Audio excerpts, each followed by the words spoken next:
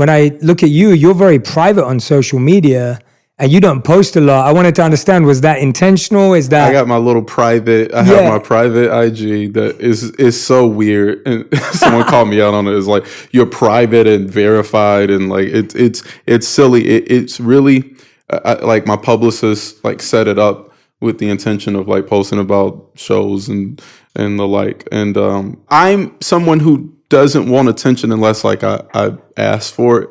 I'm probably the worst celebrity whatever ever, because I never really chased it. I really just like to work and then present that, and that's pretty much it. And like something like Instagram is really, it is me. I wouldn't want to present like a false version of myself. So I wouldn't want to be presentational, so I kind of close it off to just like, as of right now, maybe, I don't know if I'll ever do it. I'll probably delete it before I open it, but like I can be like more honest and like a control, like I can just post things that I would actually I would actually text these things to everyone. And so I can remain truthful on Instagram and non-perform. I'm a performer who's trying to remain non-performative. How's that going? Okay. It's okay. Yeah. No, I've become funnier, I think, like on stage and stuff, by not performing, like by being truthful. Like, I think it's a better version of myself. But yeah, it's hard. It's hard to, in life, it's hard to do that. Well, that must feel very comforting, I can imagine, because I feel like for so many performers, there's someone on stage because that's their job. And then there's someone at home because that's who they are. Mm-hmm. And so there's always this conflict inside and outside. What for you has been like the biggest impact on who you are today? Like if you had to say, this is a recipe of how I was created, what would you add to that recipe to say like Jerrod is a little bit of this and a little bit of that? Like what's... Sugar and spice. It's a big question. It's a big question. It's a huge question. Yeah. I don't know if I'll be able to fully answer it because, like, you know, I'm up to this point. I'm influenced by, you know, the time I'm in, who I am, being American, all of those things that we're all influenced by.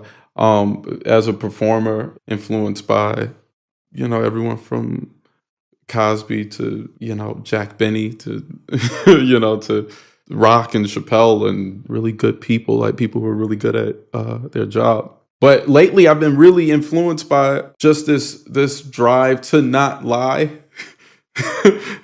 You know, like to not lie. And like it's made me a storyteller because then like just trying to, you know, tell things about me or things in my life that like are scary is funnier, I found, for the work, and being around people that I don't have to try and protect my words with is more comforting. Yeah. When you were growing up, like what was the environment for you growing up? We just talked about North Carolina, which is where you were born and raised, right? So like, what was the environment like when you were growing up? And what, you know, for you, how early was it that you discovered that this was going to be a path in life? Because I think for me, I'm always intrigued to figure out how people discover things they're passionate about and things that they love, because that's so rare.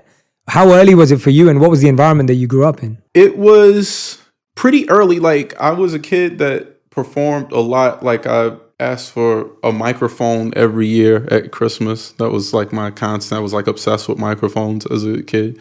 I sang on the choir. Even when I was like 3, my mom was an usher, and she would after church, like I would cry until she held me up to the mic so I like it. I really respect it.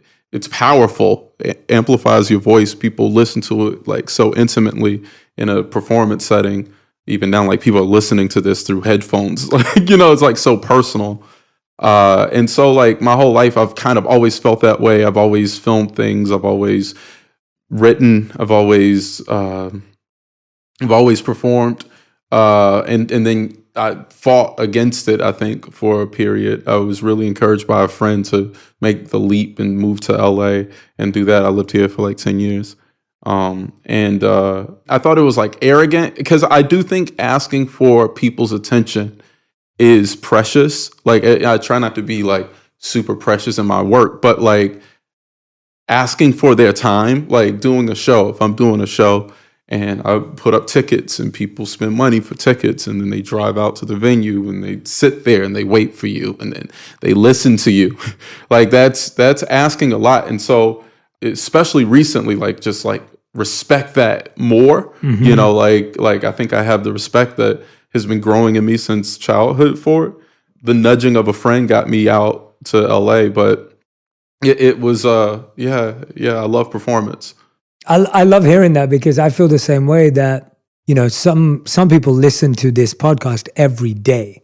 So they listen to the 2 new episodes and then they'll listen to old episodes. Yeah. And I'm thinking sometimes I'm in people's ears every week for 5 to 7 hours a week.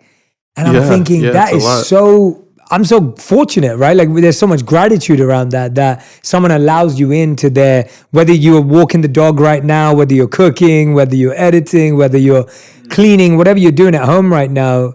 And you said that you've always had that kind of like that belief that having someone's ears or eyes or money or them turning up is precious. Tell me about then how does that lead into your creative process? Because I feel like for me, knowing that I just finished writing my second book, it took me 2 years to write it. Yeah. And I put a lot of effort into it. And I know that when I've written a book, when it's taken 2 years of my life to write it, I'm putting it out. The creative effort is so high because the book pages don't change. You can't edit those pages once they're out. Yeah. And someone's going to take their time. It takes like potentially. But it's like written word. Written word is so, I always thought it's crazy that Twitter uses the word publish.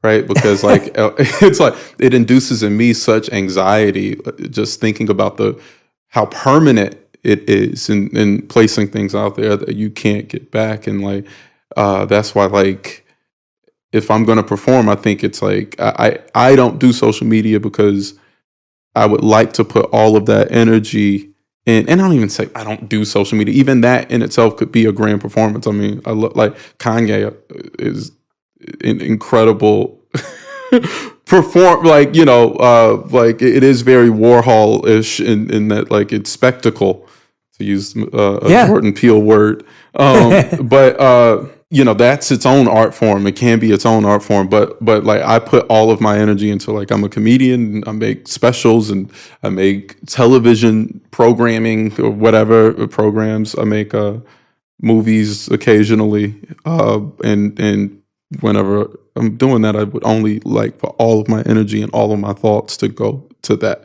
Yeah. And then present that. I know I'm kind of repeating myself. No, but we're going deeper into it. Yeah, we're going deeper into it. And what's your creative process like? So you're saying you put all of your energy, but like when you're building a special or one of those TV shows, like how do you even start? Like where's the process? What's the starting point? Like how do you get inspired at the beginning of it? I mean, it's a spark of something, you know, something a lot of times it's like anger. I think I started this being just like a little angry. Then just started performing, doing clubs and then solo shows, and then you know, preparing to do it for television, and like I do stand up for specials. I think at my core, that's like I think my intention reads better in that medium. And working backward from what that is, then, you know, take the writing and like form a show, and like it just kind of happened. My last special, it happened really fast.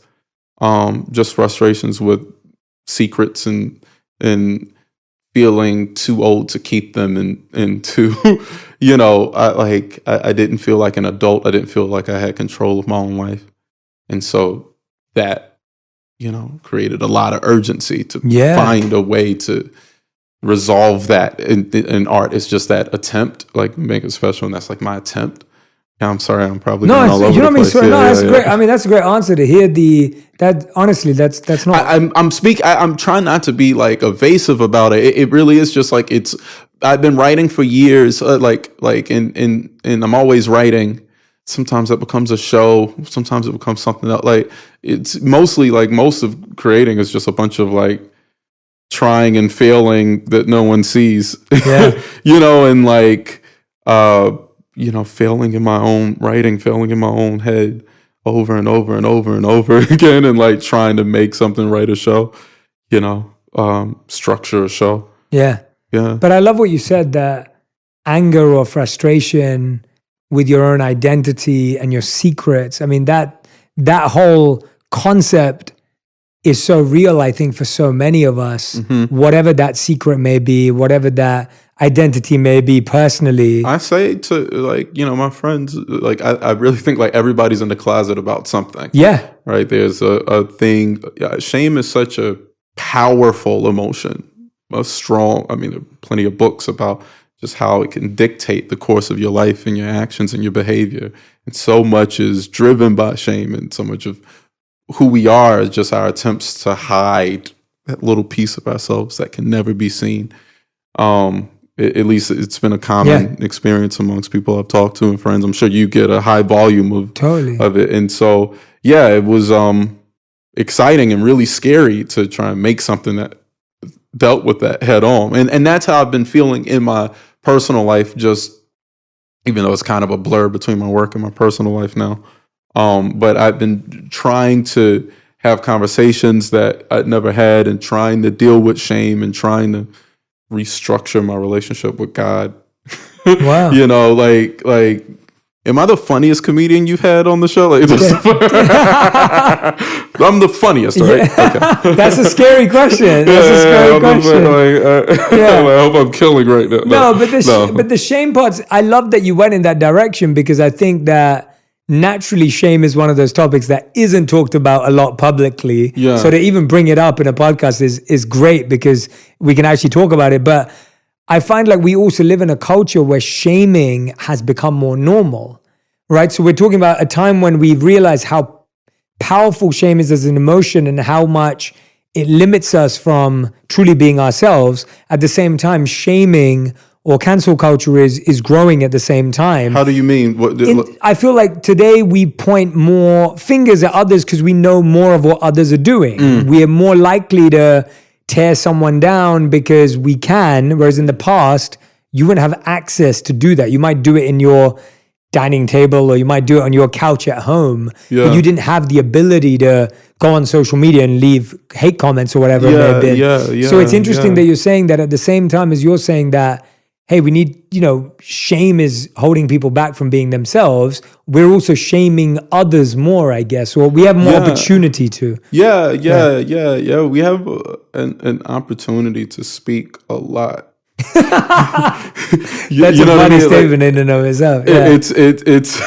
It's so much of that, and to speak constantly and emotionally. It's hard to like have intention in every tweet, in every post, in every. Should we?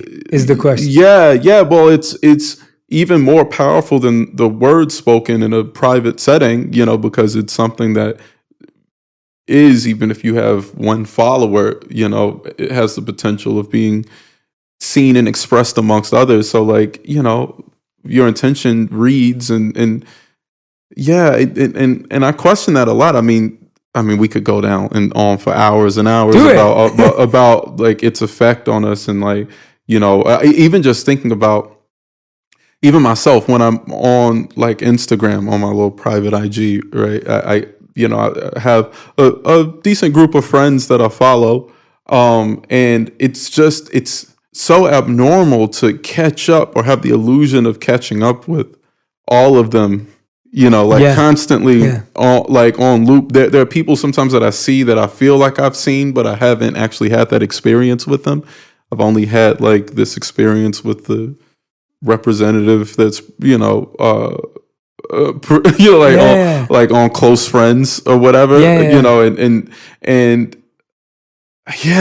It's just not like expressing that much. Like I have this theory that we all are kind of becoming our own news channel. Like we're all the news, and we're all CNN or Fox or whatever, and we all have to fill the time. Like we have to fill the space. Like and the more you do it, the more inclined you are to do it. And again, it's just hard to keep that married to intention. Like the sheer volume. If you just speak, if I wake up in the morning, I just speak all day and I never pause, it would be difficult to promise that everything I say would have as much intention.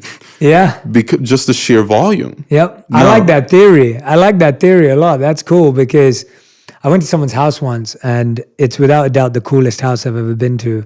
This is a very cool house. So you're saying that from a very cool house. No, but this is like, and I'm saying it's a cool house, not because of the building, not because of the grandeur, and same with this. I don't think that's why I think I like my own house, was because of what he had in it. So he had a whole wall and he called it the fake news wall because it was every piece of news that was published before they knew the time. So back in the day, if a newspaper was being printed, if a game wasn't over, they'd have to print the news with who was winning at the time in hope that, right? So all of this, whether it was people winning games, whether it was votes, whatever it was like articles that had been printed before the fact. Wow. So he had all of it in America, like all these big, and I was thinking, this is fascinating. And what you're saying right now is that without intention, a lot of what we create is fake news in our own little news channels. Yeah, well, because things change. You know,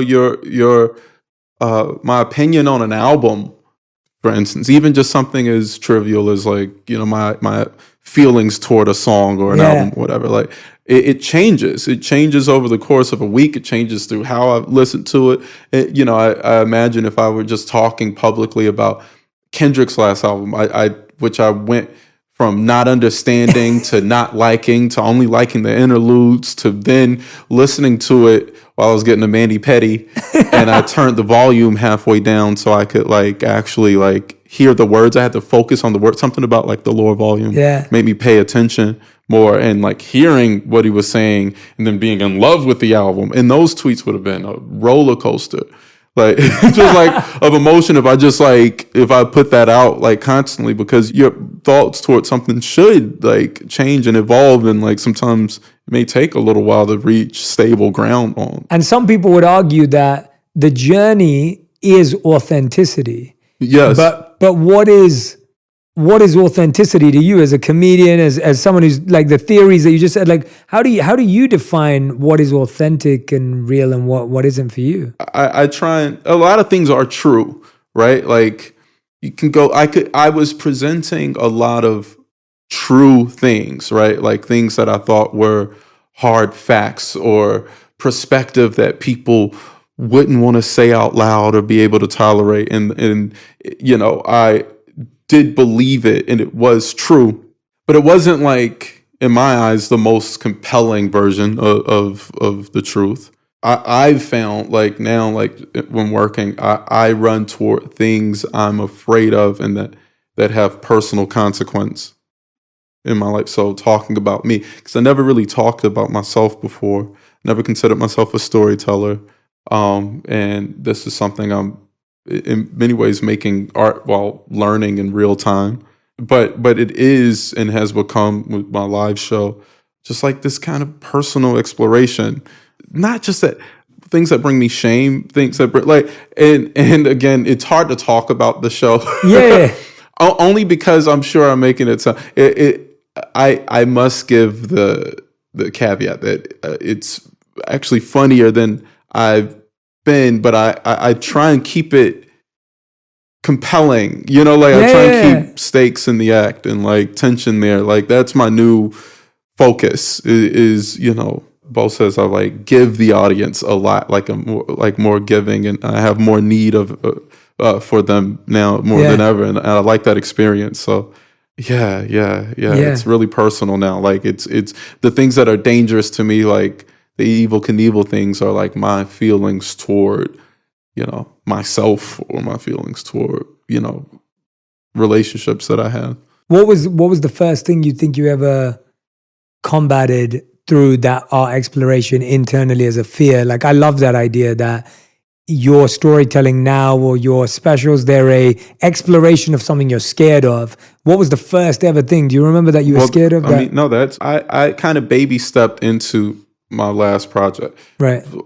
So I was like, I made these documentaries for HBO where I went home and I was confronting like my father's adultery and my mother's forgiveness of him. And I tried to come out to my mom, but I did it in a very, it was fearful. So like, I was like, I hooked up with dudes before, like just like kind of waiting for a reaction, and it wasn't a full truth. And then, sometime later, I like came out to my family, and it had still resonating consequences to that. It affected our relationship in a real way. There's a lot of anxiety in not speaking. I've kind of separated myself from my family a lot recently. I only share because I'm still in that part of the process. I want to be honest about it. I don't, like what a percent, like, and I pray that it gets better. And we should talk later about what prayer means to me. Yeah, I want to. Yeah. But it's it great again, like kind of personal consequence. And so my last special Rothaniel was me. Yeah. Really kind of drawing a line in the sand with my family, coming out publicly, contending with my father's adultery, its effect on me, the kind of generational trauma caused by adultery, caused by having other kids outside the marriage that were kept secrets, and how just years of secrets like kind of repressed us and repressed me into a liar, not a liar and unable to tell my own truth. And so I look at the special as being the synopsis could read like on HBO, like man afraid of heights jumps out of an airplane for the first time. Yeah. Like that was my last special. Like that was the intention, was doing the scariest thing I could imagine. I never thought I would ever come out. I was afraid of the public's reaction. I was mostly afraid of my mother's. That was the feat walking on to the stage and doing it. Yeah, that even just hearing you say that, that is so inspiring as a creative person, like to hear that your creative impetus or intention or process is to confront a fear, a shame, something that difficult. And of course, you're doing it through comedy, which is even harder in one sense because you're making these extremely deep, traumatic events lighthearted to some degree where people are able to be entertained. But the thing is, what I found with audiences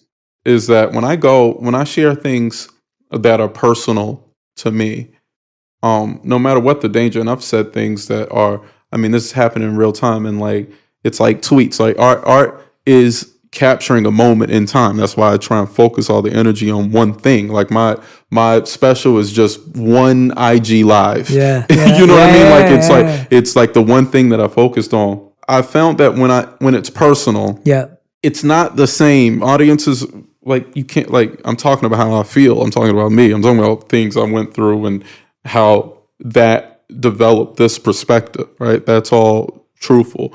Is different than if I'm just like talking about, which you can do. I'm all for, whether you like it or not, kind of comedy, free speech. You have every right to do that, like, and comedians do that. And I did that. Most of my career, but still up until recently was a lot of that, trying to say the thing. I like to think mine was more intellectual, but that's my own egotistical argument for it. But, but now I'm talking about me. And when I'm talking about me, like, audiences react with empathy or compassion. Even when sometimes I say like some wild things, but it's mine, it's personal. Yeah. Like that's different. You have ownership over how you feel, and that's what I want my art to be, just like how I feel right now, just like an emotion, like a pure intention bottled. Yeah, a lot. Yeah, I get that. You've said, it's interesting though, your language is like full of like intention, truth, like, yeah, and yourself. I almost hate that. I almost hate it because it's like these are powerful words that obviously get overused, and I'm sure I'm overusing it. I don't think you are. But it's like the word platform. Like, I hate the word platform. I don't think you're overusing them. I feel like I don't think you're overusing them from at least what I'm generating from this conversation. Like, I guess what I'm fascinated by is like what you said. You said you were, I think you used the word, and I could have got the word wrong, but you said you were reconstructing your relationship with God or reframing that. Yeah. And then you said, let me define what prayer is to me. Yeah. Let's do both those things. How did you said I pray? It's in many ways one and the same, because I think my entire life I've kind of believed this, but didn't have the language to articulate how I felt. And that is truly taking the Christianity that I was taught growing up my whole life, went to church every Sunday. Even when my mama worked, I went with my grandma, sang in the choir, Sunday school class, into regular service, stayed after, talked in the parking lot, full church boy. And learning about God, the man in the sky, who at, your request can show you benevolence, and as consequence for your sins, punish you, right? And I was taught about this man, and internalized this man, and he dictated my actions and my words and my fear. And then I read this book by Eric Butterworth called "Discover the Power Within You," and it helped me articulate how I felt, which is, if you take Christ's words as philosophy, right? Take away this human need to worship the light and just listen, and accepting your own divinity. And by divinity, I don't want to be confused, because I think lose sometimes non-religious people. I mean your potential to function fully. That's all something that Christ has said that you have. You have at birth. It is your right, and you are essentially God manifesting himself as Jerrod. It's. I accept that. I accept my own potential. I realize that prayers are just affirmations, that you are asking for what you already have. I think it's why good advice feels familiar. Someone says something, and you're like, yes. Oh, yes. I knew that. Yeah. That's so why you connect with it. That is so true. And it is there, and it's divinity that we all have access to. But it's always like the, practice that's rough, right? Because it's easier. It was easier for me. I want to speak personally. It was easier for me to just accept a God that I can sin and then ask for forgiveness, and a Bible that I didn't fully understand, and just kind of accept that there's this external force dictating. And the devil relinquished me of responsibility for my own actions. I was able to kind of back away from things. That wasn't me, that was the devil, and now by internalizing that philosophy and seeing it as philosophy, I had to remove the magic from the Bible, right? And this is what works for me, and I'm saying it cautiously because I know, I can still see the ears of my mother perking up. So I'm I'm saying that this is what has helped me, and just realizing that God is me functioning as I can, and things function as they can. Access to good. We all have access to good, even through tragedy, even through pain. Those words of the Bible become different. They hit a little different when you accept yourself as innately divine, right? All things work for good through God who strengthens me. Philippians is something that you in turn I can use all of this for good. I can take I can take the rubble or things from the ashes and make something new out of this and continue forward, with a sense of purpose, with a sense of duty. I can form that, taking tragedy. And we see it all the time, parents of children who've gone through tragedies, or people just with loved ones who've experienced something, and then they take what's been destroyed and they make something new, and that is the Bible. That's using your own innate power to move forward. And that's the line between me and my mother. That's been the line between me and the church my entire life. I've always wanted to believe that, and it wasn't until I came out, or even accepted who I was, that I was forced to then say, okay, well, God as tall to me is not accepting of me. And I had to re-examine in order to not destroy myself. Yeah. I love hearing your thought process because it's so real, like you're so in it. And as someone who's created a piece of art based on a fear, you've had to live through that fear again and again and again in the creation process. How did it feel? Did you feel that making a piece of art on that relinquished a fear and now you could move on to another shame or another guilt or another fear? Or what was it like? Yeah, Does that make sense? Yeah. And speaking of that fear, like I did a few shows on the road in preparation for the special, and like I was like coming out to audience members that knew me. Like every night, like it was like it was like jumping off a cliff. Like that's what I mean. Yeah. And it was a lot, but it is how I knew it's the direction I needed to go in, because it did scare me. And I've learned to trust that feeling isn't always that I'm going in the wrong direction, but in fact that there's like a lot of fertile ground. Yeah. Yeah, it's the fear. It just stays. It just stays the whole time until it's released, and then you kind of release the fear. Did you feel you released the fear when that happened? Or yeah, in many ways. In many ways, because I feel more truthful publicly now, which feels great. Yeah, that feels really, really good. Yeah, and so I don't have the fear of being found out in that way, but there's still. I'm definitely still fighting through shame and how it's manifested itself in my life through, things that really are like that I could call hypochondria or OCD or whatever, but are really like anxieties rooted in shame that I'm working through and that I'm trying to understand better myself. And I feel it like my job to explore that, so I kind of chase that feeling. I don't recommend it. I was just about to say, I was like, how do you recommend people do this? Because I think that whether you're a performer or not, we all have to go through this process. Yeah. Right? I do recommend for whatever it's worth, me saying like that you run toward all of the things that you're afraid of in a truthful way, contend with it with an open mind. I think that's very, very important. How did you do it in a way that didn't break you or hurt you?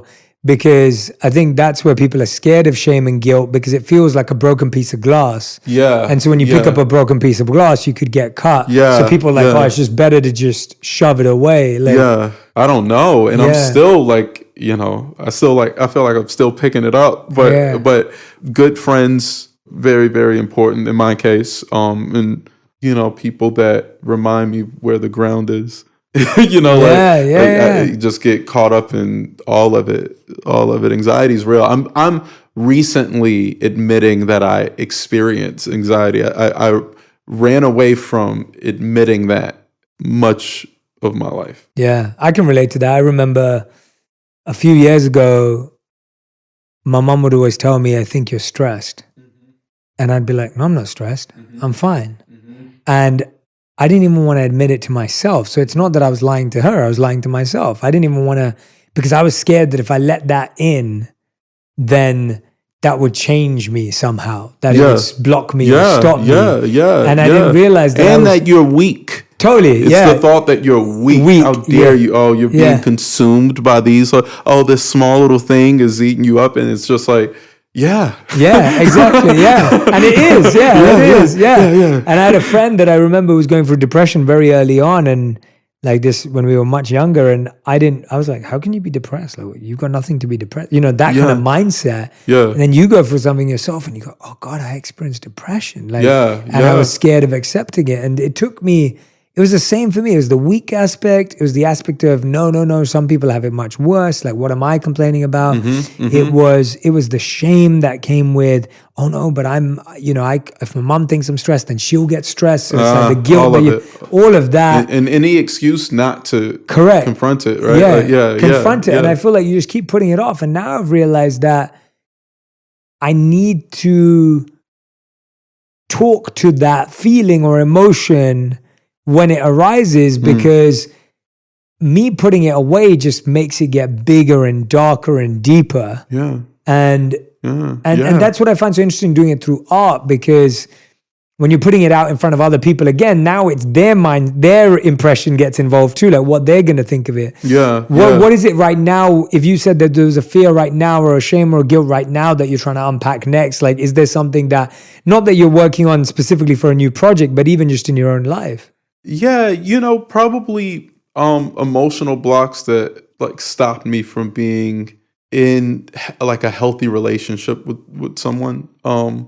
Wow. And as someone who came out publicly later, I realized that there are phases and things that I go through, and that it's normal to go through, and but just understanding those blocks has been interesting to me as of late, and dealing with the things that don't sound cool.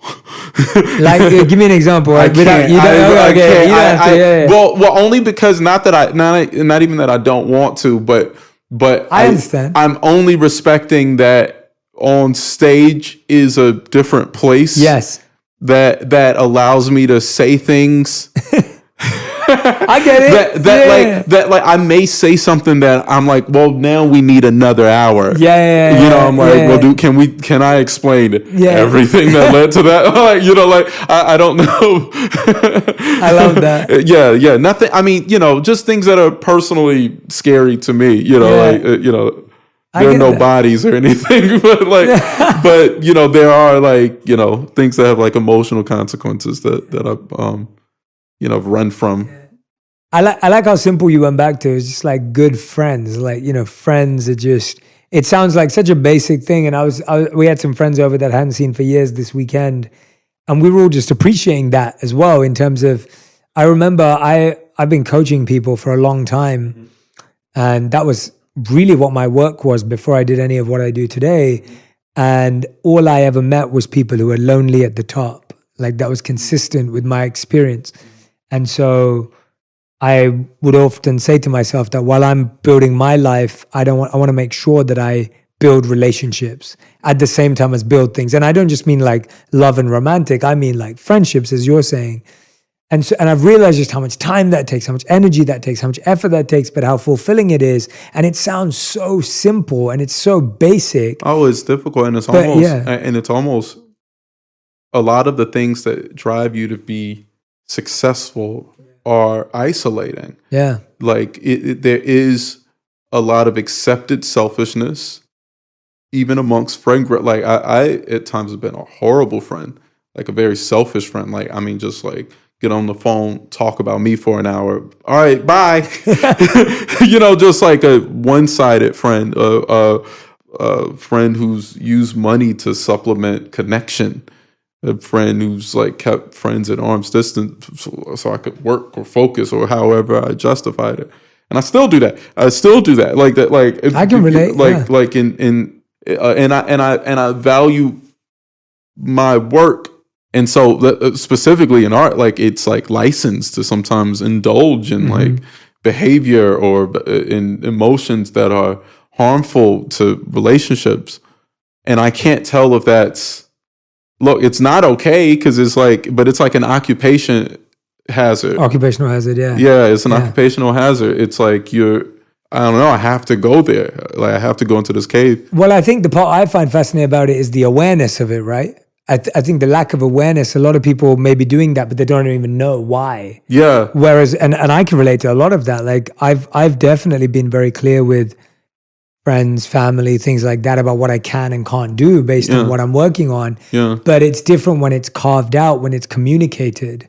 Yeah. And when it's right, like that helps. Exactly. That definitely helps. That definitely helps. Being like, and that's a part of honesty and not lying to yourself about what you're doing. Yeah, being able to say, okay, like I would be so late to work, just because like I'm just in my head and like I know how long it takes me to like shift gears, and like I would lie to him about. I didn't realize I was lying, but I would be like, we're starting at 3, and then like 5:30, I'm like, okay, I'm ready, and I'm wasting his time. I'm being a horrible, it's not even productive for me because like now I'm trying to like work closely with someone who's like justifiably frustrated with me, you know? And so like, just like learning to communicate even like, oh, look, this is how I'm feeling right now. This is how I'm feeling today. Yeah. So I'm working on like, I don't even know if we're going to get to it. And he's like, look, then I'll make it as a loose plan. Exactly. And I'll either see you at 3 or in 2 weeks. Yeah.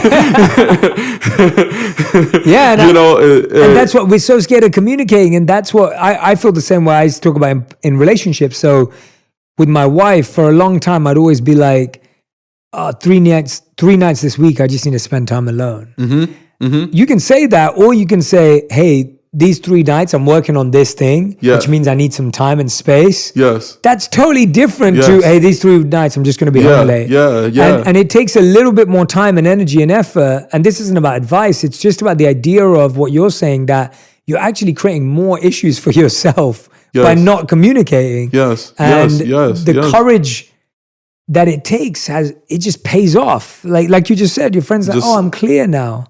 But saying the thing You're that scared is to say. Potentially awkward, and it's not even that. A lot of times, like the biggest conversations in my life, the scariest ones won't even lead to like devastation. It just could potentially lead to like a moment of discomfort, of cringe or whatever. And it's worth it. It's worth it. My friends that I'm closest with have called me out on a lie, which is a difficult thing to do. And we survived it, and we're closer because of it. Yeah. That's impressive. Yeah. That's impressive. Yeah. I mean, because most people can't take that. But that's where it comes back to awareness. Like even earlier you mentioned ego. Mm-hmm. And it was like even the ability to see your own ego is a healthy sense of awareness. Mm-hmm. I mean, we're in this attention economy right now where, like you said, we talked about this, we started with this, the idea that everyone's trying to grapple for people's attention. People will even invent things in their life to get attention because it's so hard to get attention. Oh, yeah. When you're trying to not even get attention. People are raising their children on the internet. Like people are like, like their children are like sleeping.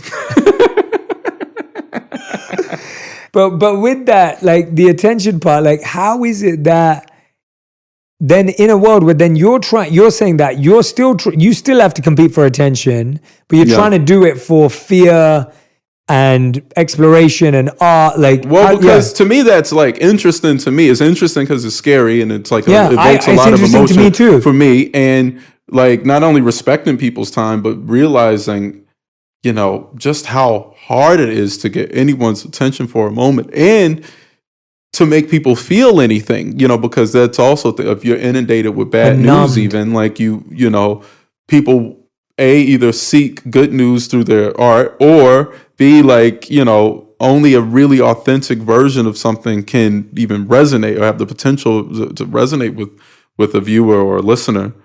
And so, you know, I respect it and I know it's hard. So like, that's why I like save it for when it's ready, you know, even if it's a daily show, if I were doing a daily show, I would just save it all for that night, you know, but that's just how, again, I say that with the disclaimer, with the non-judgmental disclaimer of, you know, of someone who follows accounts on Instagram that I find funny or in some ways inspirational or whatever, but it's always like there's always like the truth that like really gets me. That's why I love sports. Yeah. Sports is true. I don't even watch sports, but I watch ESPN all day, every day. Sports Center, Around the Horn. It's just facts. Yeah, PTI, like just like facts, truth. Opinions. Like plenty of opinions. It's funny. Yeah. It's just an honest. What's your favorite sport? Whatever. Oh, right. Oh, it doesn't matter. It doesn't matter. I also like straight things for gay reasons. Okay. So like I'm like really obsessed with the lighting of basketball. You know, this stadium is like, you know, this arena is gorgeous. That's you know, cool. like, you know, the golden light of the garden or whatever. Like but I'm obsessed with the production of it. I'm obsessed with like, you know. That's the funny. Performance. I've never heard that. Sports is truth. Yeah, well, it's a TV show. Like my friends who really truly love sports hate when I say that. But I'm like, yeah, the NBA is just like a long running television program. Yeah. Like Michael Jordan was one of my favorite stars of that program. He got me to watch it on TV. Like it's, a tour. Yeah. It's a televised tour. Yeah, that's an interesting way to see it. I mean, I'm obsessed with soccer, football. Yeah, but the rules of performance, when I go to games, it's like it's a full show. They're also trying to keep the audience attention the whole time. In America, it's a show. In England, it's not a show. Cannons. Yeah, in England, it's not like that. Oh, no. So if you go to sports in England, there is no entertainment but the sport. Oh, that's nice. The sport is the Well, even advertising in England seems so, like when you're going down, like in London, if you're walking down the Strand, part of what makes it gorgeous is that it's just like these really like these giant brick buildings that reflect light well and have it's not a lot of ads. It's just like clean. And sports is like that. You'll see sponsors on shirts obviously and sponsors around the pitch, but it's different. Like I realized that when I came to the US, I was like, oh wow, everything's entertainment, everything, not just the sport. You guys do the giant soccer. I don't like, some of the jerseys are cool. I don't like it on the NBA jerseys. It's like not worth the the real estate. Like, you need Quicken Loans right here. Like give a kid a clean like jersey for the love of God. It's like, America's done it in a way that's just it's so part of the culture. It's like even like movies, I fought really hard in my movie to even keep just like Coke bottles or something. Cause that is like to me, that looks American. You're looking at a photograph of New York or LA, like I could in many places recognize it by the advertisements and just like the pure ubiquity of it. Totally. Yeah. What's your take on, I guess, I love how you have theories and insights on all different industries, looking at the advertising industry or looking at product placement, looking at that. Like, do you have any interesting theories about how ads have changed? Because obviously now we're going from targeted ads everywhere. I mean, you're off social media, but like, I'm just fascinated to hear your thoughts on advertising and attention, like, and why we fall for it every time, because I'm susceptible to. Me too. I love good advertising. I have an iPhone. iPhones aren't even the best phones, but I bought one. Like I see pixels and stuff. I'm like, that is amazing. But you won't buy one. No. What, I'm gonna like text my friends from like a green bubble.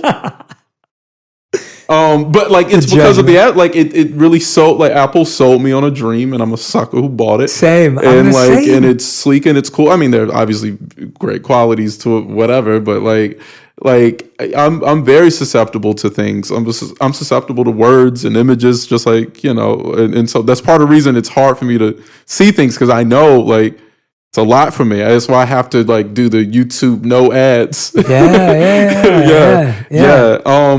Now it's an interesting thing. Like, it's a lot of brands that are like afraid of its customer. Like, and really like a lot of corporations that are very timidly putting friendly, diverse commercials for the, and they always want it to appease everyone. But like now I think there's a lot of timidity to it. Some of them are still creative. Obviously Geico changed the world. Yeah, definitely. Like there should be some type of award for like just like that gecko should win like thing of the year. like time gecko of the year, because it's like it did, like it made everything not about the product. Just like removed from it. I think that's my opinion. I probably have an interesting view on this. I love good advertising. Because I respect it. Because I'm like, if it's true, obviously if it's true, that's a big part of it. But I love it when someone has thought about the aesthetics and someone has thought about the presentation. Because I can respect that required a lot of brain power. Right, it required that innate potential. It required some inner potential. They didn't just go, "Oh yeah, I just turned up." Bro, it's like good advertising. Like, bro, I also respect the Edward Bernays, manipulation of it all. Like, man, you really got me. You really get just. But there's something. There is fascinating to see who had the ability to shift human behavior. That is fascinating to observe. And I think if we observed that more, I think we wouldn't get as sucked in by it. Yeah. Right? Like, because what we're saying is we like good advertising, but we know when it's advertising. Yeah. And so I'm not saying I'm not susceptible to it, but I'm saying that being able to see what's working on me is helpful. Yeah, it's just that, exactly, that what you're being presented. Okay, so this is probably a lot. So the two parts. One, I'm perpetually trying to change my mother and test her capacity for change and her ability to question the source. Hey, is religion, as you've learned it, something that may have been manipulated over time, and like, are all of these things like the divine word of a divine being, or are they influenced by kings and politicians alike over the course of the 2,000 years since, right?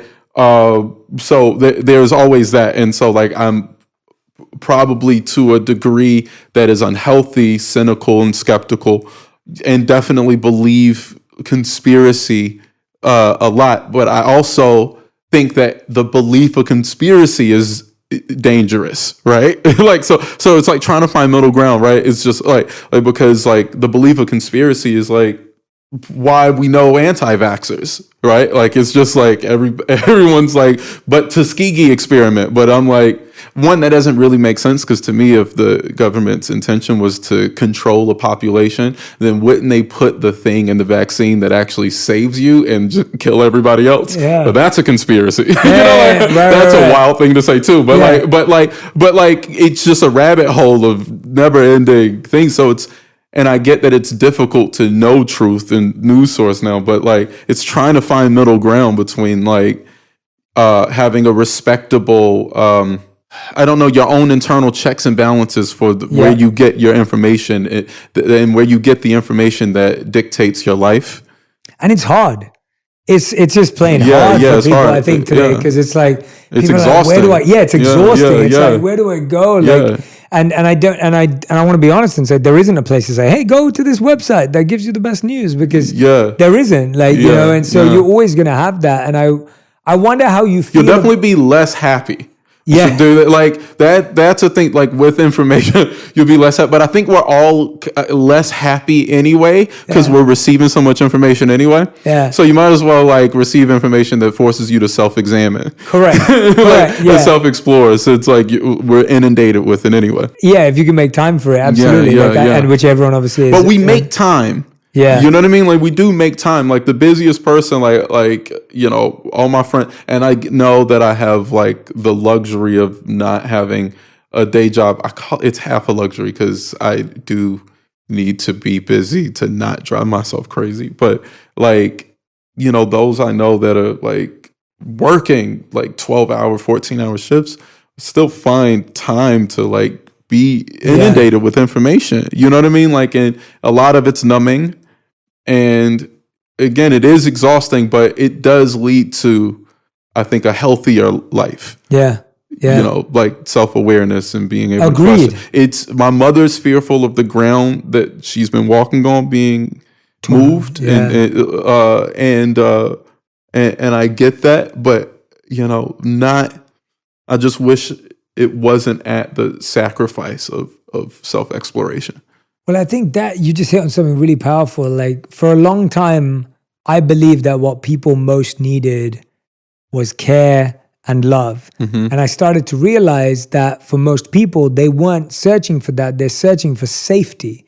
Mm-hmm. Safety in an ideology, safety in a relationship, safety and security and stability is what people are looking for. And so the challenge with confidently exploring an emotion or an ideology feels unsafe. Yes. Because it makes you question what you're standing on. Everything. But that requires you to recognize that it's more unsafe to not examine what you think. Yes, yeah. But that's a giant leap. That's a giant leap. That's a very, very giant leap. And it's like, it's easier to live under the law of platitudes, you know, and not explore. How do you find as obviously, like, as a comedian, then as an actor, right? And like, you're directing, you're creating, like, how does that help you explore the truth differently? Or what is that doing that's different for you personally?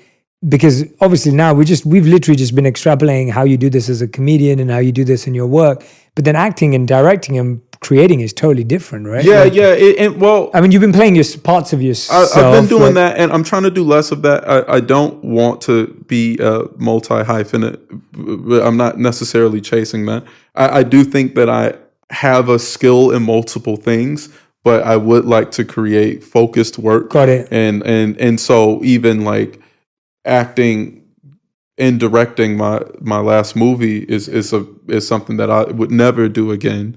And I'm very thankful. I believe we pulled it off and made something that can like resonate with people. That I would rather focus on one thing. I think that's important. You know, even like the idea of like EGOT is cool, but I would rather be the best at one of those things. Yeah, you know what I mean?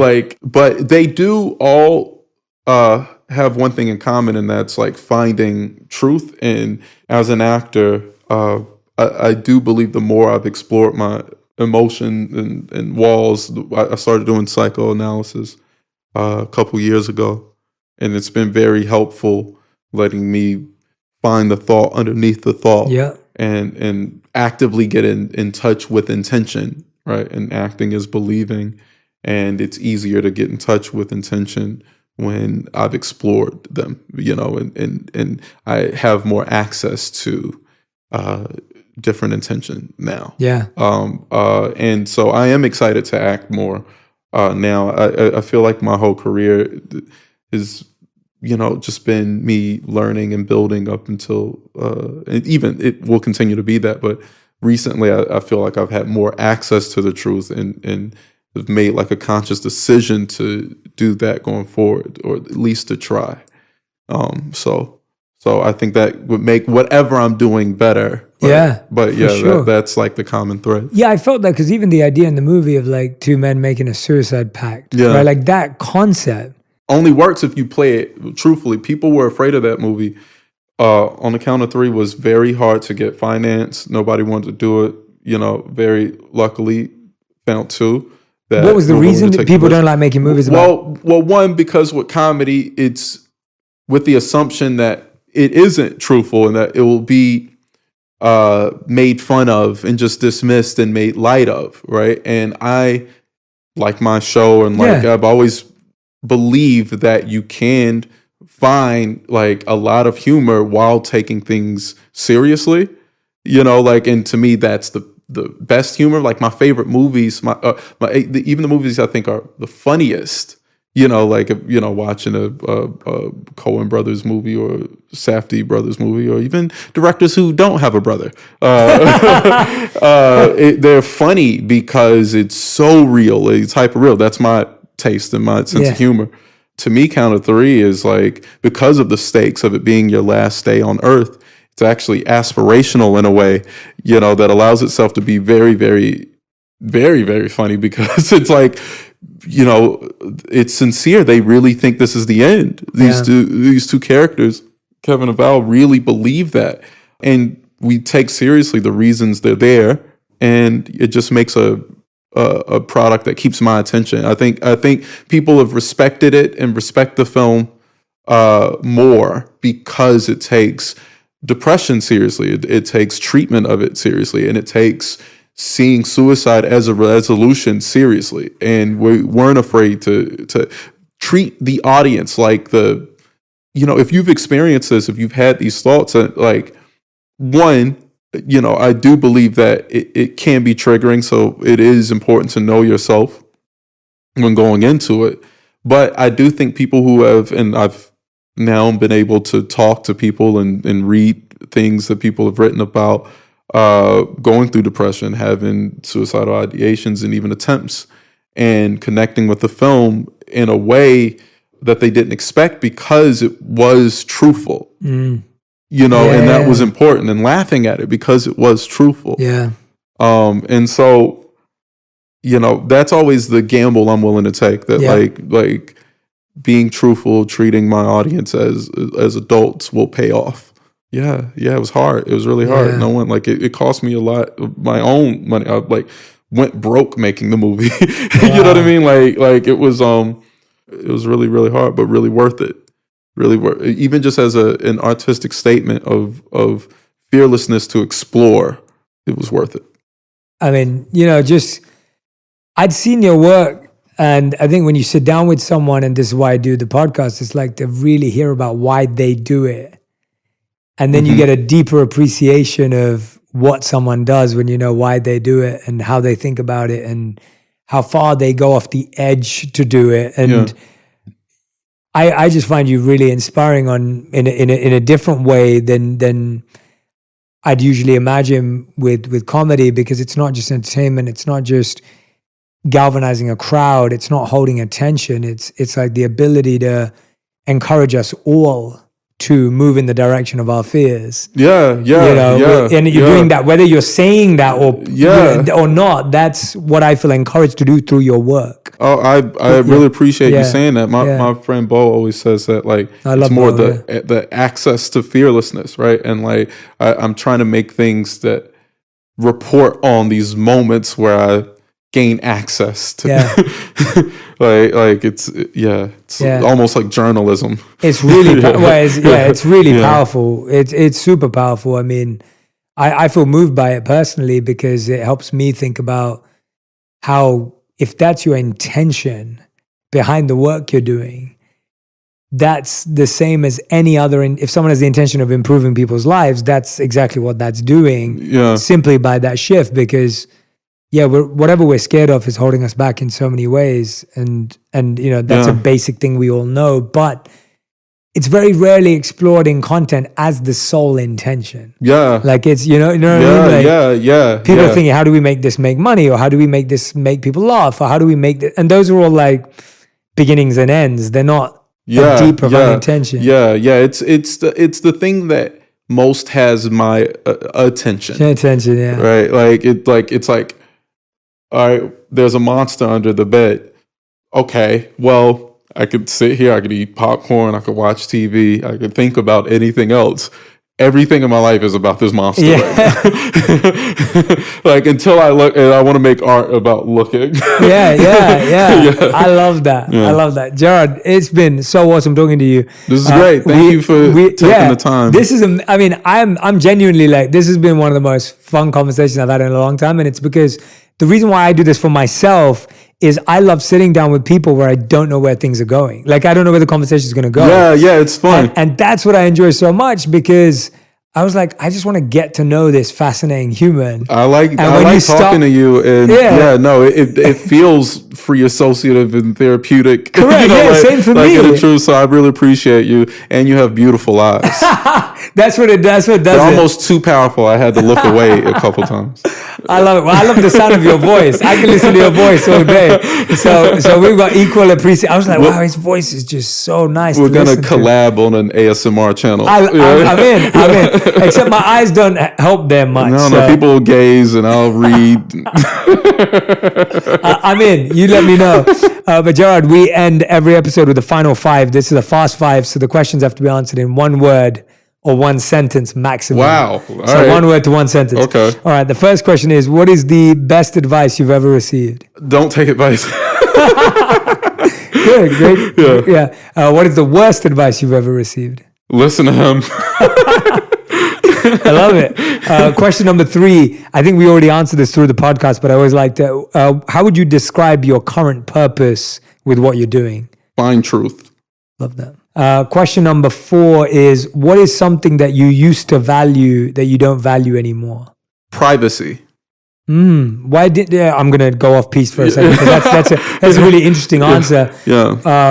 You didn't used to value privacy before. What made you start to value it? Like, I realized that a lot of the things that I wanted to be private were because I was ashamed of them. So I realized that a lot of, like, people will share anything. And quickly, I'll tell a quick I want to know. Story about, like, my father that kind of represents this thought. Like, my father called me and asked me one day, like, if I was doing stand-up again, and he was like, so you gonna make another special? And I was like, yeah, why? He was like, you gonna talk about me in it? I was like, why? And he said, because you're mean and it hurts my feelings. And I was like, why? Like, what? How am I mean? And he was like, you put our business out there. Like, you talk about family business. I talk about like his, the kids that he's had that were a secret for many years, and my sexuality, and I'm like, one, you had all these kids, like you made it public, like you had children, like you made it public. You call it putting our business out there because you're ashamed of it. My father, this is a man who will talk to any stranger who will listen in an IHOP lobby about like his open heart surgery and like any private personal, like talk about his medical history with anybody, will tell everyone his son has a television show and his home address. And like, but this is private. It's like, no, this is shameful. Like, this is something you haven't contended with. Like just thinking about what privacy means, right? What I find fascinating about that is how does this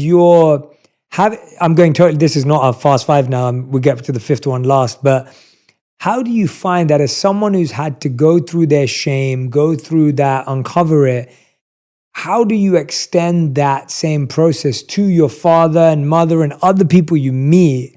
Because now you know how hard it is to do that. And when you see their resistance and reluctance to do it, how does that change how you feel about them with their shame? It's hard to be around. It's hard to be around. And I realize that in some ways extreme, and in some ways it's a luxury to be able to like not talk to certain people in my life, because there are kids who feel that way around their parents, and I wouldn't suggest that they run away from home. You know what I mean? So there are people who have jobs and reasons that they can't be fully truthful, and I do respect that. But it's hard for me. So again, the monster under the bed. If there's one thing that is hard to talk about, then it's hard for me to talk about anything. And so right now, as my family, my mother and my father come to terms with me being gay, it's difficult to talk to them because we can talk about everything else. They watch my special, and like, to me, like the most, like the part that aches is the part of like me talking about coming out and my struggles be with them. And that was the part on the first phone call, and even still, like, they didn't even acknowledge. They went like, "Oh, I know you went through a lot carrying your father's secrets and that type of thing," but they didn't talk about that because they don't want to. And we can, and I could have a very pleasant relationship with them, and that would just feel excruciating to me right now. And maybe I don't know if I'll become numb or become calloused, and I always pray that I don't become bitter. Yeah. But it's hard. It's hard to extend, because you can't make everyone truthful or say the things that you want them to say. Of course. But I am, trying to control the relationships I have based on my ability to be truthful with you. And I love that you're giving yourself the permission to do that, because I think that is the step process towards whatever evolution it goes on. It's like when we don't give ourselves permission to be in the uncomfortable of like, well, I can't talk about this, so I can't talk about anything else. We're like, no, I don't want to be that because that makes me a bad person, right? We have shame around that. Yeah. So permission is it's a great word. Yeah. Otherwise, you just live in the cycle. It's correct. Easy. It's easy. Just repeat the pattern to stay in that jail. Yeah, and you feel a bitterness internally. Yes. Because you never freed yourself. Yes, you stayed. Yeah. All right, fifth and final question of the whole interview is, if you could create one law that everyone in the world had to follow, what would it be? I do believe that do unto others stands. I think that's probably the...